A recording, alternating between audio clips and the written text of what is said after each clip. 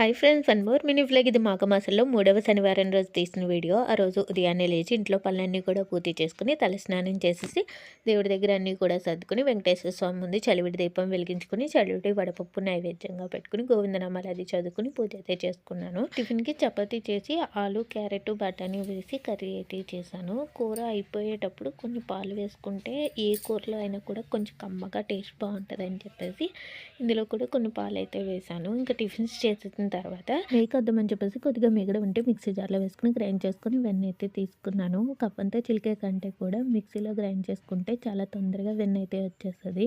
ఆ వెన్నని 2-3 times కడిగేసుకుని stove మీద పెట్టుకొని మరిగించుకుంటున్నాను. నెయ్యి మంచి ఫ్లేవర్ రావడానికి కరివేపాకు కానీ తవలపాకు కానీ వేస్తే బాగుంటుంది. నేను కొద్దిగా కరివేపాకు అయితే వేశాను. ఇంకా నెయ్యి మరిగిన తర్వాత వడకట్టేసుకొని ఒక డబ్బాలో పెట్టేసుకుని వంట అయితే స్టార్ట్ చేశాను. రైస్ కుక్ చేసి పప్పు అనవగా అయితే వండాను. ప్లీజ్ వీడియో నచ్చినట్లయితే లైక్ చేయండి. Thank you.